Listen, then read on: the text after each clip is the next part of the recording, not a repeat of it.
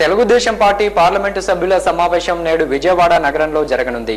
ఈ సమావేశానికి తెలుగుదేశంతో పాటు మిత్రపక్షమైన బీజేపీ పార్లమెంటు సభ్యులు కూడా హాజరు కానుండడంతో సమావేశం ప్రాధాన్యత సంతరించుకుంది. ఇరు పార్టీలకు చెందిన లోక్సభ, రాజ్యసభ సభ్యులు మొత్తం 26 మంది ఎంపీలు సమావేశానికి హాజరు కానున్నారు. రాష్ట్ర రాజధానిగా అవతరించనున్న విజయవాడకు క్రమక్రమంగా ప్రాధాన్యం పెరుగుతోంది. అందులో భాగంగా తెలుగుదేశం పార్టీ పార్లమెంటరీ సభ్యుల సమావేశం విజయవాడలోనే నిర్వహించాలని పార్టీ అధినేత ఆదేశాలు జారీ చేయడం విశేషం. ఈ మేరకు నగరంలో గేట్వే హాల్లో సమావేశం ఏర్పాటు చేశారు. రాష్ట్ర విభజన నేపథ్యంలో ఇటు సీమాంధ్రతో పాటు అటు తెలంగాణకు కూడా కేంద్రం అనేక అభివృద్ధి కార్యక్రమాల అమలుకు హామీ ఇచ్చింది. ఈ హామీల అమలుకు తీసుకోవలసిన చర్యలపై ఈ సమావేశంలో చర్చించనున్నారు. పార్లమెంటు సభ్యులు కలిసికట్టుగా కేంద్రంపై ఒత్తిడి తెచ్చి కేంద్ర పథకాల సాధనకు అవసరమైన వ్యూహాన్ని ఈ సమావేశంలో రూపొందిస్తారని టీడీపీ వర్గాలు చెబుతున్నాయి. పార్లమెంటు సభ్యుల మధ్య సమన్వయం, పరస్పర సహకారం అందించుకునేందుకు కూడా ఈ కార్యక్రమం దోహదపడనుంది.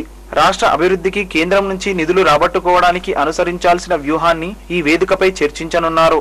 తెలుగుదేశం పార్లమెంటరీ పార్టీ యొక్క సమావేశం విజయవాడ నగరంలో జరగబోతా ఉంది.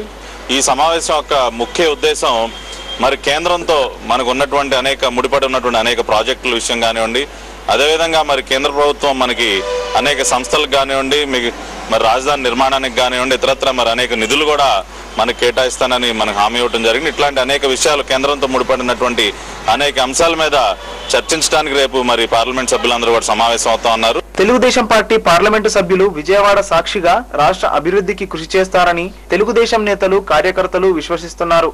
ఈ సమావేశం ద్వారా తెలుగుదేశం పార్టీ పార్లమెంటు సభ్యులు ఓ లక్ష్యం దిశగా అడుగులు వేసే అవకాశాలు ఉన్నాయని పార్టీ నాయకత్వం కూడా ప్రజలకు సంకేతాలు ఇస్తోంది.